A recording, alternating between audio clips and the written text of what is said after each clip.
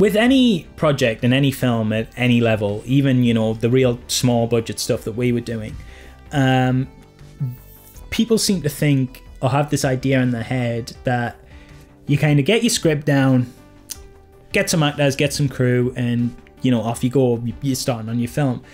What people don't realize is there is so much work in pre-production.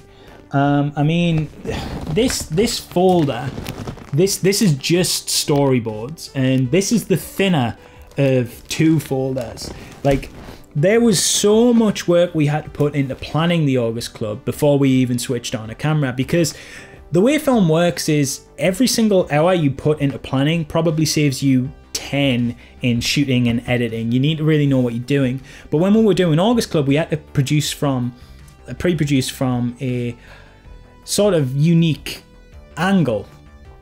Because when you pre-produce for it on a film, you're assuming it's going to go into production for the most part.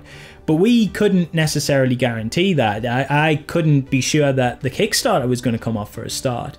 And so I'm pre-producing for a film that I'm not sure is going to happen, but then I'm also pre-producing and scheduling and planning for, you know, what if the Kickstarter ultimately fails? What setbacks can we make to still make this happen? Is this still feasible on the budget of my own savings?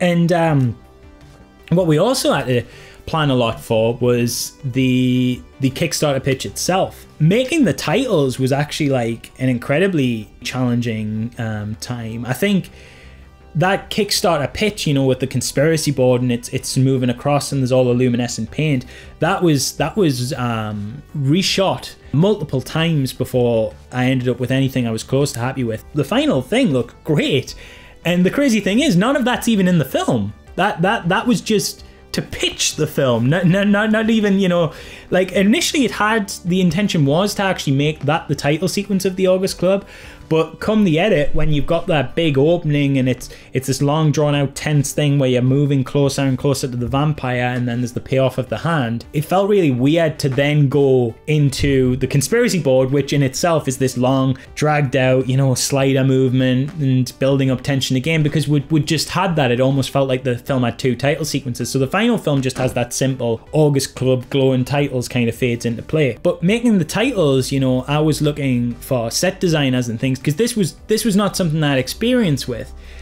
And it ended up being like, wow, we're gonna spend so much money on just making these titles if we hire all the right prop developers and set designers and create all this crazy stuff, that's gonna eat into the budget of the film. So it ended up being that we just took a crack at it ourselves, and the first few attempts I would say were disastrous. I was trying to make this whole cardboard thing and it looked like crap. The ending conspiracy board, which you see with all these like skateboard props, and you've got the TV and that static and the luminescent paint, I think looks amazing. I think it came out great. And I've actually got the conspiracy board here, and looking back at it, it's pretty interesting. Some of the stuff we kind of put into it. There's actually like quite a few Easter eggs in this thing.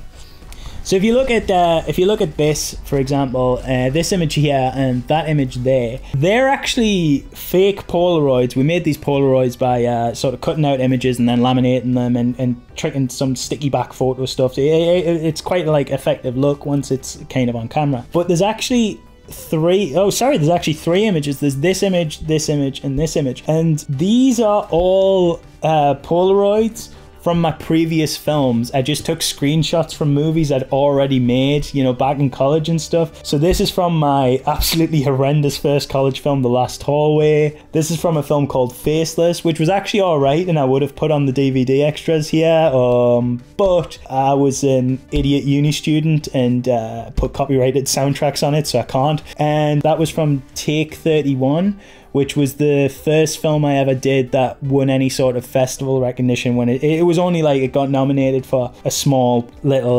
local award, but you know, that was kind of like the first thing that got any recognition, so it made sense to sort of put it as kind of like a nice little Easter egg, just, you know, because then the board sort of reminded us of accomplishments I'd done in the past, and it's almost like a reminder that the projects get bigger as they go along, because just those 3 projects alone, they kind of got better progressively. And yeah, and obviously if you don't know that, it just looks like creepy images and stuff.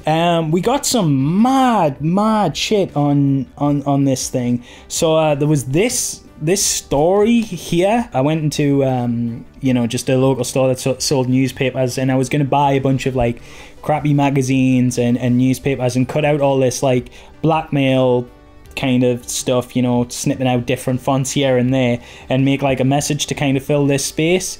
But I didn't need to, because the headline on whatever newspaper this was that day was Kim Jong-un is a space alien. And for me that was pretty out there enough to just kind of stand alone. Other kind of images that are just kind of scattered throughout here, we got a random picture of Vlad the Impaler just to knock the whole vampire mythos around him.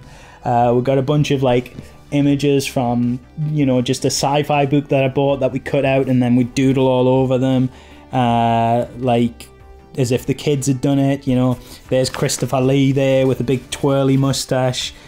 One thing you'll notice on the board is that if you remember in the final pitch, the GGTV or Geeky Glasses TV Presents was painted onto, I believe, the mask or the skull or something. I actually attempted to do it on the board and completely fucked it up. And that was a real issue with doing this whole luminescent paint thing, because we only got one shot at this. And if it didn't work, we would have to redo the whole board.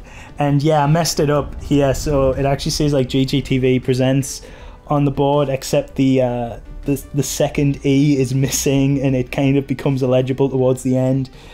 Luckily the big one that mattered, the August Club, like that stayed there. So come the final picture, I was able to kind of edit out the GGTV Presents into blackness, and obviously you just wouldn't tell. This newspaper article is actually one I just faked, and I don't know if you can even pause it in the pitch to read any of this, but it actually alludes to the events that occur in the film Dog, which is also kind of set in the August Club universe as part of the Uncommon series. Once we kind of nailed this, with the Crimson, all of these kind of weird little conspiracy things all leading back to the Crimson Man, which in hindsight I wish I'd got Timo to draw, because he's such a better artist than me, but I didn't have him sign on to the project at that point.